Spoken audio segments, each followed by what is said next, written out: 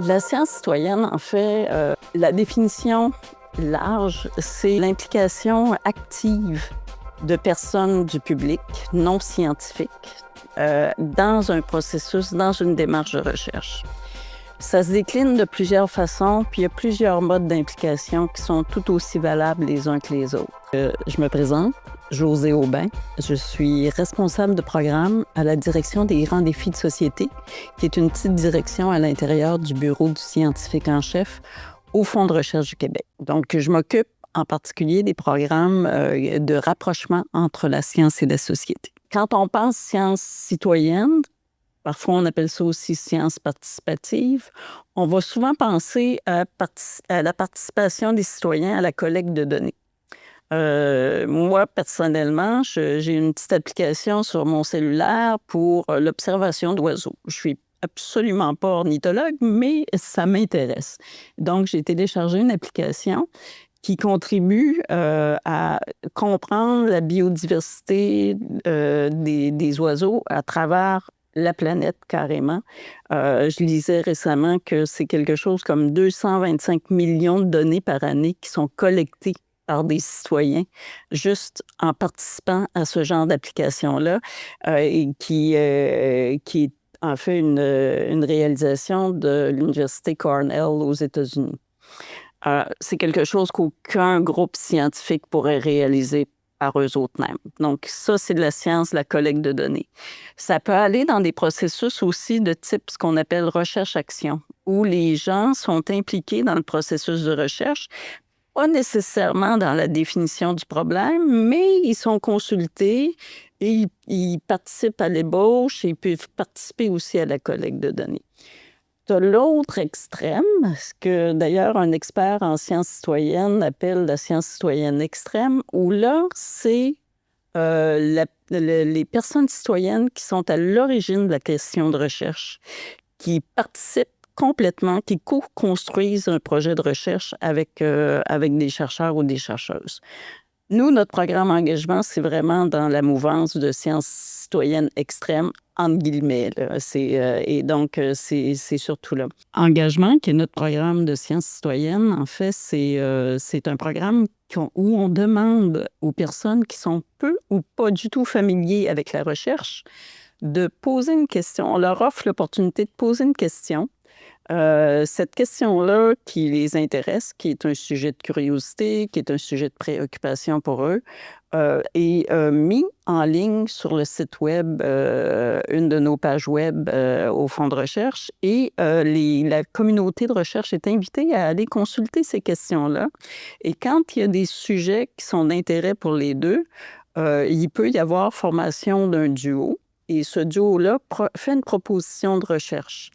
La proposition, quand le duo est formé, la proposition est examinée par des comités de pairs, des comités d'experts, en fait, en sciences citoyennes, qui vont sélectionner, retenir les propositions qui répondent le mieux aux objectifs du programme, et ils vont être retenus pour financement. Puis, de cette façon-là, ça l'engage le duo à faire de la recherche ensemble. Ça peut être des gens qui se connaissaient un petit peu, parce que, par exemple, un citoyen, une citoyenne a interpellé un chercheur sur une question qui l'intéressait, puis il savait qu'il travaillait là-dessus. Ou ça peut être des gens qui ne se connaissaient pas du tout, qu'on met, nous, en relation en suggérant des expertises à la personne citoyenne. Ah, bonjour, je m'appelle Jeff Brown, je suis ingénieur en logiciel et dans ce projet, je suis scientifique citoyen. Donc, je suis la personne non expert qui aide à exécuter et imaginer cette expérience. Et moi, c'est Floris. Moi, je suis professeur à l'Université de Montréal en psychologie et je travaille sur plein de choses différentes, y compris comment on peut mener des discussions sur des thèmes controversiels de manière plus efficace. Et donc, j'utilise plein de méthodologies scientifiques pour adresser cette question. Oui, je m'appelle Alison Munson. Je suis, j'étais professeure en écologie forestière pendant 33 ans à l'Université Laval et je suis à la retraite depuis 1 an et demi, mais je continue à travailler sur plusieurs projets, entre autres le projet avec Carl, puis on continue à s'amuser. Oui, moi, mon nom, c'est Carl Plante. Je suis géographe de formation. J'ai étudié à l'Université du Québec à Montréal. Il y a déjà un bon moment maintenant, après avoir travaillé en aménagement du territoire pendant 23 ans, maintenant, je travaille en environnement. Je m'appelle Marie-Hélène Morin, je suis travailleuse sociale, professeure en travail social à l'Université du Québec à Rimouski. Je fais de la recherche en travail social, puis dans le duo engagement, je suis la chercheuse. Je m'appelle Julie Coulombe. Je suis père aidant de famille pour la Société québécoise de la schizophrénie et des psychoses apparentées. Dans le duo que je forme avec Marie-Hélène, je suis la citoyenne chercheuse dans le programme engagement. C'est important de savoir qu'il y a 3 objectifs au programme engagement. Le premier objectif, c'est d'impliquer des citoyens, citoyennes peu familières avec la recherche ou pas du tout familières avec la recherche dans un processus de recherche autour d'une question qui les intéresse. Le deuxième objectif, c'est d'amener le développement par la communauté de recherche de pratiques de sciences participatives. Parce que c'est pas quelque chose qui est vraiment très, qui fait partie des pratiques courantes en sciences. Oui, il y a des domaines, il y a en santé avec les patients partenaires, recherche-action du côté des gens en sciences sociales et humaines, c'est des éléments qui sont importants. Mais il y a des domaines qui ne sont pas familiers avec la science citoyenne, où il y a des opportunités qui sont offertes en travaillant en duo avec un chercheur ou une chercheuse. Donc, le développement de nouvelles pratiques. Puis, je donnerai un petit exemple par rapport à ça. Et le troisième, qui est un troisième objectif qui est très, très, très important parce que c'est au cœur du programme, c'est de démocratiser la science, les connaissances auprès du grand public au Québec. Et ça, c'est vraiment tout. Parce que le programme engagement, oui, c'est de la recherche, mais c'est avant tout un programme de culture scientifique. Si j'avais à décrire notre projet, je dirais que c'est une expérience scientifique en psychologie et le but, c'est de comprendre comment le monde se comporte en dialogue ou en conversation sur des sujets controversés. Et surtout, on veut examiner la méthodologie de David Bohm, le dialogue de Bohm. Ouais, pour rebondir là-dessus, effectivement, dans mon optique, notre but, c'est de comprendre comment on peut mener des discussions sur des thèmes sensibles, comme par exemple l'avortement ou l'immigration, des questions politiques qui sont souvent très chargées. Comment on peut en parler de façon plus efficace, c'est-à-dire qu'on se comprenne mieux. Et donc là, on utilise, dans cette collaboration, on utilise des outils scientifiques en fait pour adresser cette question. C'est-à-dire qu'on va inviter des cobayes dans notre laboratoire qui vont participer et qui vont avoir une discussion sur un thème que nous, on va leur assigner et dont on sait que les opinions divergent. Et on va voir est-ce qu'on peut, en fonction des instructions qu'on leur donne, faire mener ces discussions de façon plus efficace ou moins efficace. Bien, la question de départ, c'est naviguer le système de soins de santé, les pères aidants famille à la rescousse des proches aidants.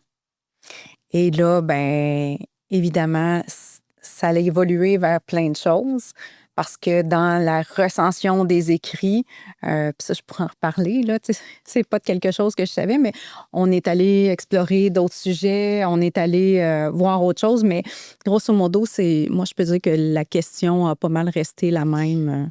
Oui, on est resté. C'est comme si c'était arrivé avec une question assez déjà bien formulée pour qu'on puisse l'adresser par la recherche.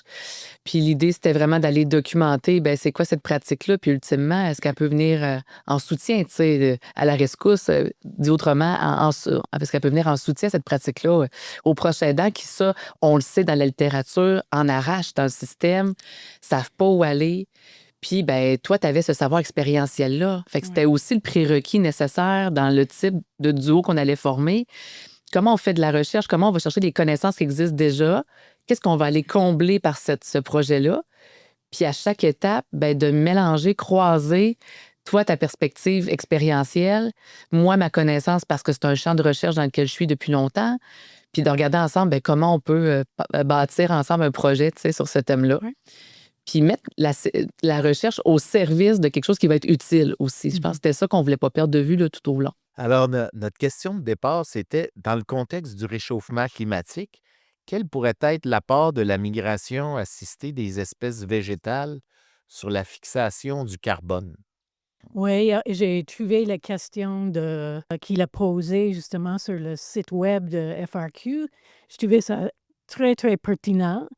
Et on a commencé à échanger est-ce qu'on ferait un projet sur cet enjeu qui était en fait sur le fait que les arbres vont vouloir ou il y aura une nécessité que les arbres commencent à migrer au Québec du sud vers le nord avec les changements climatiques. Et donc, Carl a dit, mais comment on va faire avec des nouvelles essences qui pourraient peut-être venir des États-Unis? On ne sait pas encore comment ils poussent au Québec. On ne sait pas leur taux de croissance. Est-ce qu'ils vont survivre? Est-ce qu'ils vont accumuler le carbone pour qu'on aura du bois dans le futur? Parce que sinon, on aura un sérieux problème. Donc, c'était vraiment une question de l'heure parce qu'on se questionne beaucoup sur comment on va aider la forêt. Et dans ce cas, on parlait du sud de Québec. Comment on va aider la forêt à s'adapter au changement climatique? Donc, c'est assez précis. Ça implique de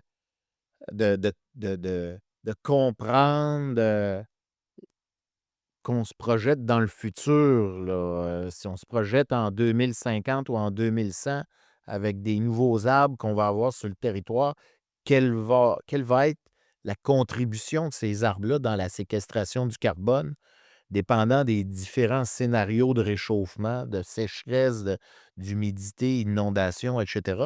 Au niveau académique, la part de la science citoyenne, et ça, je l'entends régulièrement, c'est que ça l'ouvre les perspectives de recherche. C'est vraiment, ça l'amène à ta recherche que tu pensais dans un angle X.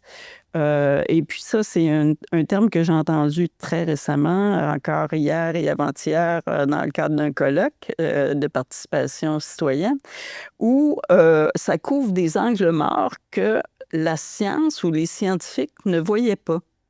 Des préoccupations qui sont plus sociétales, qui sont intégrées à même un processus de recherche. Et puis, je dirais aussi, pour compléter ma réponse longue, que c'est aussi quelque chose que j'entends quand on rassemble nos duos, qu'on a la chance d'échanger avec eux. Ce que j'entends des chercheurs et des chercheuses, c'est à quel point ils se rendent compte de la pertinence sociétale de faire de la recherche avec une personne citoyenne. C'est exactement, en fait, l'accélération, en fait, de la découverte, l'accélération de l'appropriation des connaissances, c'est un effet connu de la science citoyenne.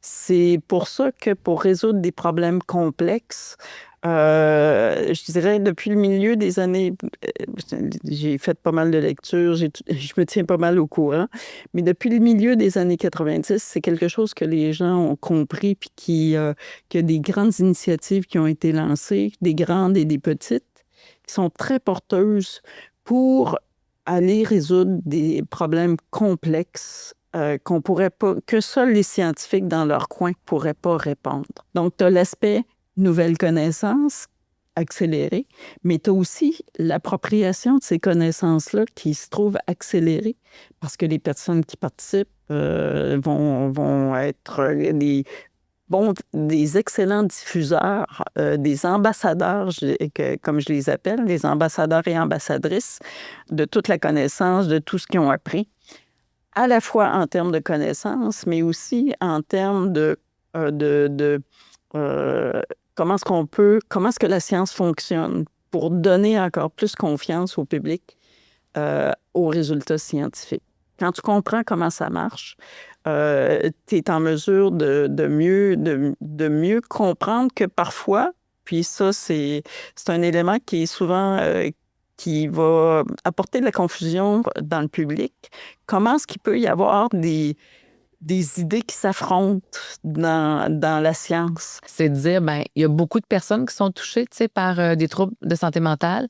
Dans cette proportion de personnes-là, il y a des personnes qui les soutiennent dans leur entourage.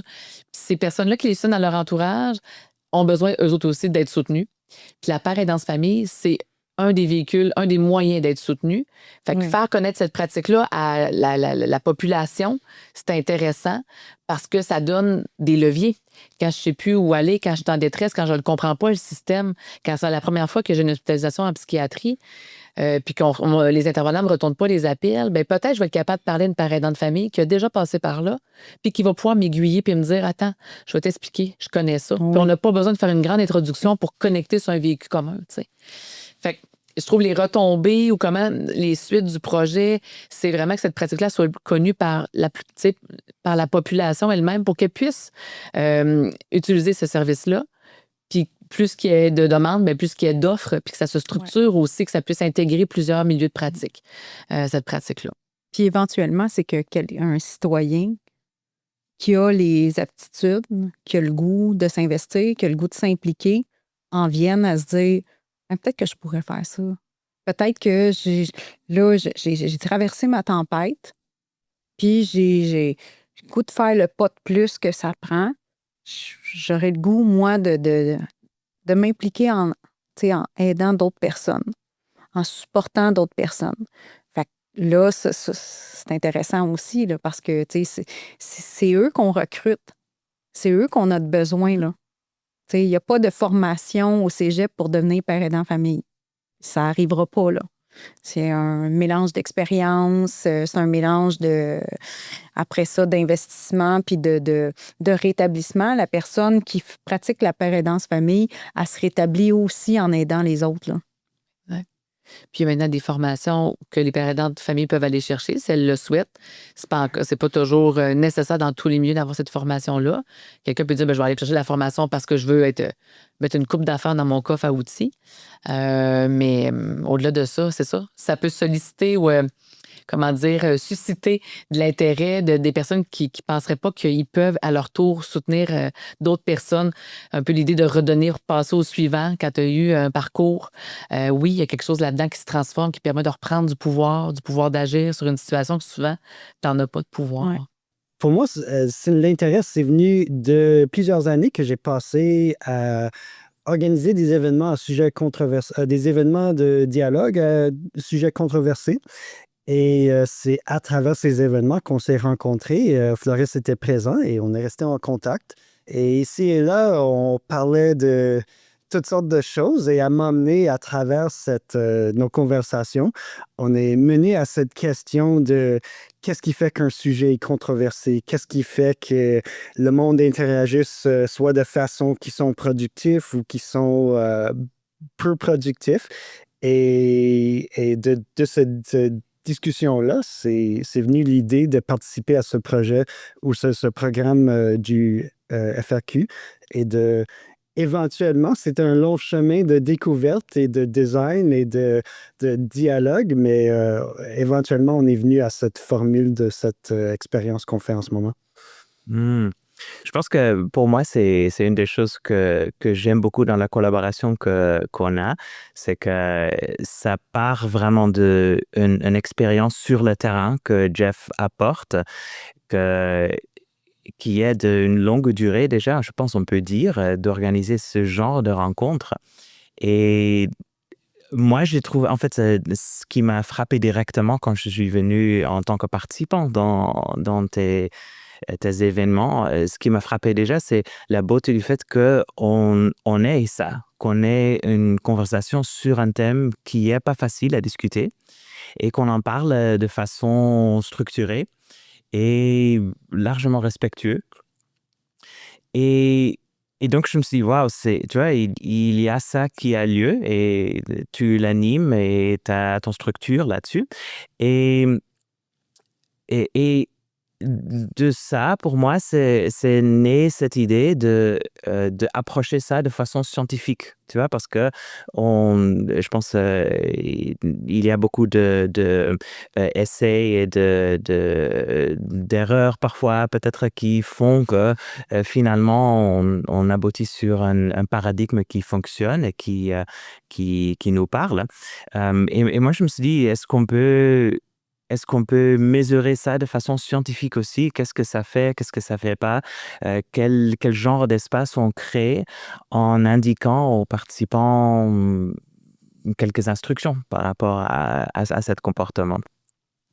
Et là, un élément particulièrement intéressant, je trouve, de ce projet, c'est qu'on se base sur ces idées de David Bohm, qui, lui, était physicien, donc scientifique dur et dur, on peut dire. Il a contribué à la mécanique quantique pendant une longue partie de sa vie. Et vers la fin de cette vie, il a commencé à s'intéresser à ces dialogues justement et se disait, ça c'était dans les années 80-90, et se disait, on a du mal à discuter des thèmes controversiels. En fait, maintenant, rétrospectivement parlant, en 2025, ça peut sembler bizarre qu'en 80 et 90, on disait qu'on n'arrivait pas à bien se parler. On disait pas, il faut regarder ce qu'on fait aujourd'hui, c'est peut-être pas beaucoup amélioré. Voire même s'aggraver un peu. Et donc, il a formulé ses idées là-dessus. Et donc, c'est ça qu'on est allé lire et on s'est dit, waouh, donc est-ce qu'on peut tester ça de façon scientifique en se basant sur l'expérience qu'on a? Et donc, ça, c'est la naissance de ce projet commun. Et donc, on a pris la question de Carl pour convertir dans un projet avec un certain nombre d'objectifs, entre autres, d'essayer de voir, OK, quelles essences des États-Unis pourraient, dans le futur, pousser ici. Puis Carl avait plein d'expérience déjà parce qu'il plantait des centaines, si pas des milliers, sur son terrain près du fleuve. Donc, c'était une bonne source de connaissances déjà sur le potentiel des essences à pousser. Puis ensuite, on voulait commencer à mesurer ces arbres un peu aussi. Peut-être que je te laisse continuer. Dans le cadre de mon travail en aménagement du territoire, on rencontre, à ce moment-là, on rencontre toutes sortes de personnes, des ingénieurs forestiers, puis tout ça, dans la planification du territoire. Puis on, on se faisait dire que certains peuplements avaient déjà de la misère quand il y avait des sécheresses, quand il y avait certains insectes qui arrivaient, quand il y avait des inondations, puis tout ça. Puis que dans ce genre de contexte-là, les arbres séquestrent moins de carbone. Puis là, l'article scientifique, si je reviens un petit peu sur cette question-là d'Allison, citait une étude qui avait été faite par des chercheurs américains puis néo-zélandais, je crois, sur le fait que selon les scénarios, on va avoir de la difficulté à l'échelle globale de séquestrer suffisamment de carbone parce qu'on en émet énormément, puis ça va causer des enjeux dans le climat futur. Puis, selon l'article, il est minuit moins une. Donc, c'est dans cet esprit-là. Puis, dans le sud du Québec, moi, puisque je suis un passionné d'arbres, là, je suis peut-être un petit peu excessif, je dirais, mais j'ai essayé, j'ai planté toutes sortes d'essences chez nous. Je fais toutes sortes de tests, surtout des essences de l'Est de l'Amérique du Nord. Puis, je trouvais que la question de la séquestration de carbone avec la plantation d'arbres concordait bien dans l'esprit du programme, là. Fait que c'est pour ça que j'avais contacté Allison. J'ai trouvé que l'article qu'elle avait publié, ça concordait parfaitement avec la question que je souhaitais poser dans le cadre du programme Engagement. Bien, je pense que je dis ça souvent à mes étudiants, tu sais, il faut que tu trouves ça va être quoi ta bougie d'allumage, tu sais, puis ta flamme en recherche parce que c'est long faire de la recherche. Fait que donc, il faut que tu trouves un objet de recherche qui va connecter sur quelque chose qui est important pour toi, qui est pertinent, souvent pertinent personnellement, pertinent pour, si je suis en travail social, pour la pratique du travail social, pertinent à plein d'égards, mais qui te fait, qui t'allume, tu sais, puis qui va garder, qui va faire en sorte que même quand c'est plus long, plus difficile dans le processus de recherche notamment, que la flamme, elle va rester flamboyante ou allumée. Puis là, ben, de pouvoir partir de quelque chose qui, moi, m'intéressait, toi, t'intéressait. Tu penses c'est comme la double flamme qu'on a pu mettre ensemble pour garder vraiment ce feu-là, tu sais, bien attisé tout au long. Puis là, de voir que toi, c'était pertinent pour toi, moi, c'était pertinent dans ma posture à moi, de développer des nouvelles connaissances, d'être en avant. Tu sais, c'est des pratiques innovantes, dans le fond, ça n'existe pas. Fait que de tracer le chemin, tu sais, au Québec notamment, tu sais, dans cette pratique-là, avec un chapeau de chercheur, mais une alliance qui fait que on sait que tout de suite, il y a une résonance avec la pratique. Tout ça, ça nourrit la pertinence. Tout ça, ça nourrit la motivation. Fait que c'est ça qui est important parce que quand il y a un match comme ça, puis là, ben, je pense que ça reste un des ingrédients magiques de la formule de pourquoi ça a bien fonctionné, notre duo, puis dans cette aventure engagement, c'est qu'on avait vraiment une flamme commune, un objet commun qu'on voulait regarder par la recherche. Moi, la père aidance famille, c'est ultra motivant pour moi. C'est une passion, c'est quelque chose que je pratique, c'est quelque chose dans lequel je crois. Donc, c'est sûr que quand tu t'embarques là-dedans, c'est que tu te tanneras pas du sujet. Puis au contraire, puis j'avais la chance de côtoyer ces gens-là qui font cette pratique-là. Donc, j'étais à même de... C'est pas moi toute seule dans mon coin, là, c'est que je suis capable d'avoir le pouls, ma perception, mais la perception aussi de ceux qui le font. Donc, étant accessible, ça facilitait les recherches, puis ça me donnait de la motivation aussi de pouvoir être le porte-parole de cette pratique-là, puis être le porte-parole de ces personnes extraordinaires-là qui travaillent très fort pour faire cette pratique-là. Julie, tu le dis bien, là, tu sais, on commençait à la base du processus de recherche, puis moi, en fait, peut-être teinté du fait que j'enseigne les cours de processus de recherche à l'université. C'est les cours que j'aime le plus donner, les cours de méthode de recherche. Bien, je suis comme partie de l'idée qu'on partirait de l'étape 1 puis on irait à l'étape, tu sais, l'étape de la phase de concevoir un projet, qu'on irait sur le terrain, faire de la recherche, collecter des données. On analyserait, puis ensuite, on diffuserait ces résultats-là. Tu sais, rien de moins, on fait le processus au complet. Puis le petit côté compétitif qu'on a les deux, je pense qu'on aime performer dans ce qu'on fait. Bien, c'est entendu qu'on ferait ça assez vite, puis qu'on voudrait qu'il y ait des retombées, que ça soit visible, qu'est-ce qu'on a fait, tu sais. Puis c'est peut-être pas le cas de tous les projets, puis c'est peut-être pas nécessaire, mais ça, là-dessus, on a eu une bonne connexion aussi sur non, on fait pas ça juste pour le faire, on veut vraiment que ça donne quelque chose, tu sais. Fait que, fait que donc, on a traversé ensemble le processus de recherche au complet, penser un projet, penser une demande éthique, parce que pour aller faire de la recherche auprès d'humains, il faut traverser les étapes longues et souvent un petit peu rébarbatives de l'éthique de la recherche, développer un protocole de recherche, qu'est-ce qu'on s'en va faire sur le terrain. Ça nous a amené à expérimenter ensemble une collecte de données, animer des groupes de discussion avec des parents aidants de famille. Fait que toi, c'était facilitant, tu les connaissais, c'était facile pour le recrutement, puis en même temps, avec moi, dans le groupe de discussion, il fallait être dans la posture de la chercheure, dans son objectivité, sa neutralité. Fait que cet apprentissage-là, que même si on a une sensibilité pour le sujet, on garde une certaine distance pour étudier le phénomène avec un peu de recul. Puis, mais mettre toute notre sensibilité et notre subjectivité quand on est à l'étape d'animer cette collecte de données-là, parce qu'il y a une résonance, les gens te reconnaissaient, tu avais une crédibilité comme parent aidante. Puis là, tu étais en train de, à leurs yeux, avoir une crédibilité aussi de chercheuse. Effectivement, je pense que ça va au cœur de quelque chose. Je pense, nous, en tant que scientifiques, on aime bien contrôler les choses. Donc, quand on teste un médicament pour son efficacité, on contrôle tous les autres facteurs et on veut vraiment faire en sorte que on contrôle le plus possible les différents facteurs qui peuvent entrer en jeu. Et donc, on devient peut-être un peu obsédé par le contrôle en tant que scientifique et c'est pas toujours une bonne chose. Peut-être même souvent pas une bonne chose. Et donc, justement, ça, c'est une chose que j'ai beaucoup appréciée dans notre collaboration, c'est que il y a aussi la perspective de, OK, est-ce qu'on peut lâcher prise un peu de cette contrôle? Est-ce qu'on peut étudier ce qu'il y a devant nous, juste en acceptant qu'il y a plein de facteurs qu'on ne contrôle pas, mais en ne pas les contrôlant, justement, on rend la chose plus écologique aussi. Bon, ça, c'est le terme scientifique qu'on utilise pour ça, c'est-à-dire une étude, c'est plus écologique si ça correspond plus à la réalité, vous voyez, à la réalité sur le terrain. Et donc ça, c'est, je pense, une chose qu'on visait au moins sur le papier dans ce projet-là. Ok, écologique.